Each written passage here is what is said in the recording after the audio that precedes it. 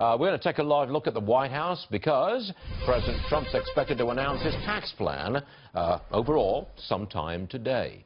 Congressman Jim Renacci is with us, Republican from Ohio. He's on the tax writing committee there.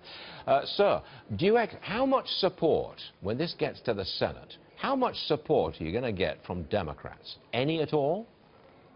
Well, Stuart, look, everybody, whether you're in the House or the Senate, knows we have to reduce our tax rate. They know that. We cannot continue to have the highest tax rate in the world and allow businesses to leave because of the highest tax rate in the world. We have to make the United States the most competitive place. Yeah, and I'm hoping that Democrats and Republicans, they need to see this. We need to move this forward. Yeah, I know we need.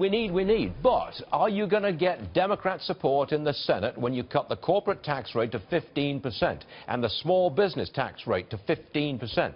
I mean, can you get some Democrat support for that, you think? Well, I think what we have to do is make sure that the Democrats, many of which are friends of mine, realize that if we don't do anything, these businesses are going to continue to leave the United States. And guess what happens? Because the big argument is we're going to lose revenue. Well, we're losing revenue already as businesses go across the pond overseas and set up headquarters. I know that's what we need to do. I know that's what we're hoping for. But have you heard anything from some of the more, like Joe Manchin, for example, or Heidi Heitkamp? Have you heard anything coming out of more moderate Democrats that would suggest maybe they can get behind some aspects of tax reform? Anything? Well, Stuart, one of the good things is I work with a bipartisan group. We have a bipartisan breakfast this morning. We talked about the tax rate, dropping the tax rate, and one of the members from the other side, these are moderate Democrats, had said, what are we going to do about the deficit?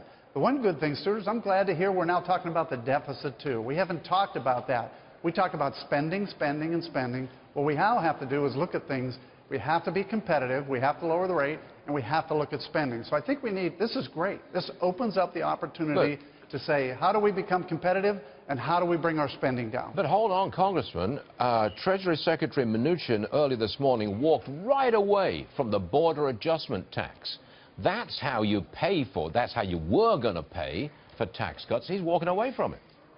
Well, look, as a border adjustment tax, as you probably know already, I've said that I'm not supportive of its current state either. I wanted to see the transition rules. I wanted to see the issues, because what the border tax does is it just pushes that cost onto the consumers. Again, it's just a tax change that the consumers pay for. In the end, what we've got to do is spur the economy. If we're doing a border tax and all it does is cause individuals and hardworking families to have to spend more money, that's going to hurt the economy. So I'm a big believer. We have to look at it. I'm not saying let's throw it out, but I think we have to look at all ideas, and that's really the key. How did you respond when your colleagues on the other side of the aisle were talking about the deficit and how we mustn't run up the deficit, when the deficit has been run up by $10 trillion during the 8 Obama years?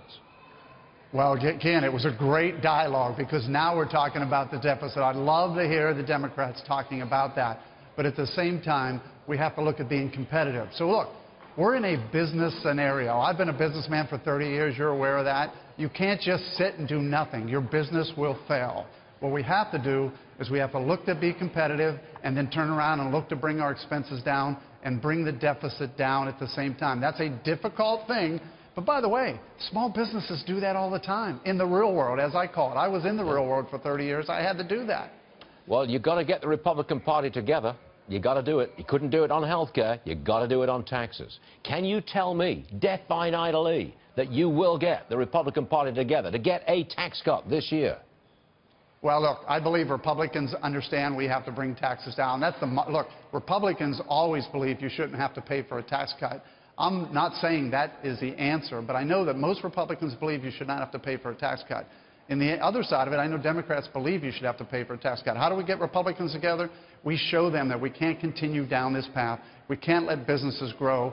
We're the party of small business, small families, individuals, families, hardworking class Americans. We have to make sure that everybody gets that opportunity that allows their taxes to come down and at the same time grow this economy. It's one of the reasons why I told you the border tax concerns me, because if it hurts hardworking families, that's an issue for me as well. Okay, Congressman Renacci, thanks very much for joining us, sir. We appreciate it. Thank you. Thank you.